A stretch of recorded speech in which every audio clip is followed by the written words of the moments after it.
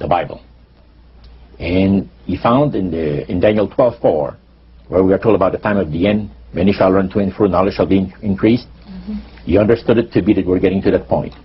And he had, with all the spirit counselors, to change their modes of operation in order, to ensnare people. And he devised a way whereby people would disqualify themselves from being members of Christ's kingdom.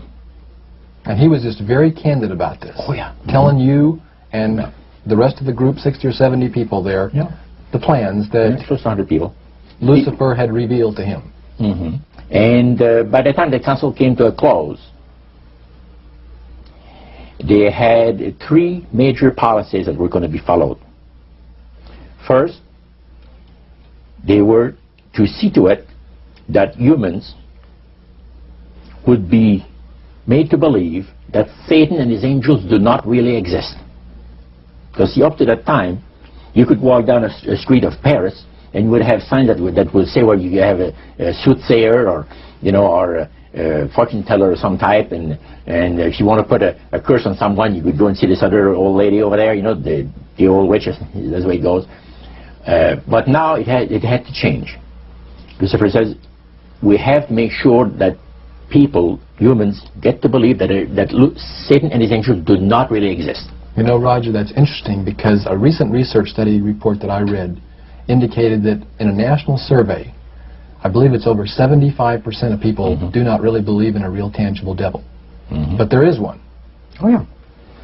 Now, the next thing, the 3 parts policy that they had adopted there, the second one was to find a way of being able to get total control of people's minds. And that would be done by taking hypnotism out of the realm of the occult and introduce it as a new science for the benefit of mankind. So part of what the high priest told you was Satan's strategy to take total control of people's minds. They felt that by taking hypnotism out of the realm of the occult and introducing it as a new science for the benefit of mankind, they could then use people of great renown, educators, people of capacity, that would do great things, such as supposedly regress people in time to former lives that they had.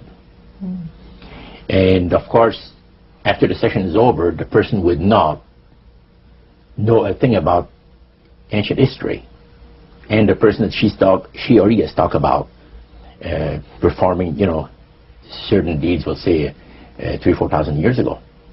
But this was their strategy. Now, what this would do for the thing is this, that it would create in the minds of the general public, solidly set in the mind of the general public, an unwavering trust in that great deception.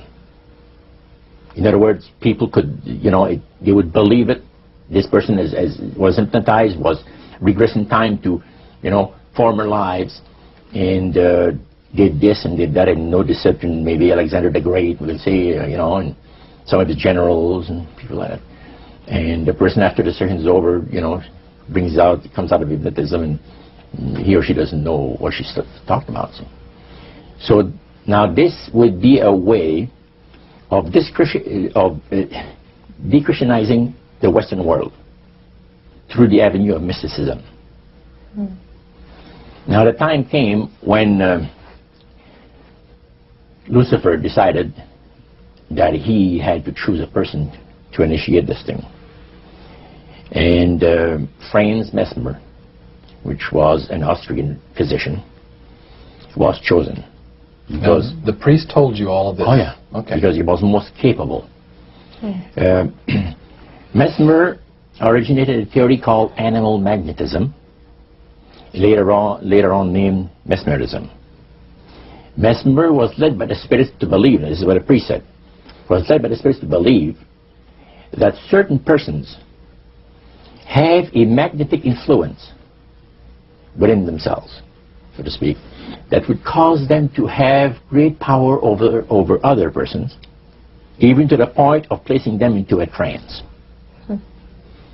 And at that time, that was readily accepted by people in general at the time that Mesmer lived. So people realized, you know, that some people get the capacity to put you into a trance. That's the way. Now, by the time that he died, in 1815, a lot of the physicians in Europe were using hypnotism as a means of anesthesia. Now, hypnotism is the same as mesmerism? That's right.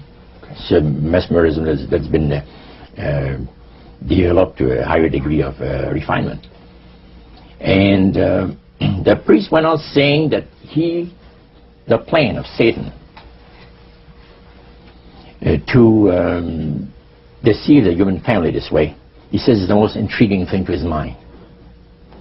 And he went on saying how it was going to be brought about. He said that a fellow by the name of Darwin and another fellow by the name of Thomas Henry Huxley would be used by the spirits because in their childhood they had been hypnotized by medical doctors. And they figured that they would be real good subjects to lead the people into this belief that they had, that Satan wanted to bring into people's lives. Now, what were those 3 points again, Roger? The 3 things were, number 1, that they did not want Satan did not want the human family to think that he or his angels existed. Right. The second point that you made had to do with taking control of people's minds. That's right. The third point was what? Was to destroy the Bible without burning it. Okay. See? And what was his strategy on that? On that, it was very interesting. Because after the Great General Council, it was decided that Satan would tutor Charles Darwin personally in setting up the principles of his theories of evolution. He was tutored by Lucifer himself, fallen Lucifer. And at that time, it was understood, Satan and his spirit counselors understood, that if a person was led to believe in the theory of evolution, it would, in his life, destroy completely the creation week of the Bible, the fall of man, and plan of redemption. It would do away with it. In one fell swoop. Yeah. Now, he made a unique statement. He said that according to the spirits, anyone that teaches a theory of evolution is considered to be a minister of a great religious system. See, they call it the religious system, the theory of evolution, because it is a system of schooling people and getting them to disqualify themselves from being members of Christ's kingdom. And he said that every teacher of that theory is recognized by the spirits as a person of great value and receives a very special unction from Satan himself, giving great power to induce spiritual blindness, to convince and convert. 3 capacities are given to those teachers of the theory. Then, that's not all. The priest says that Satan considers the teachers of the theory of evolution to be so valuable to him that in the sight of all the inhabitants of the galaxies, he assigns a retinue of bright, beautiful angels to follow that educator all the remainder of his life.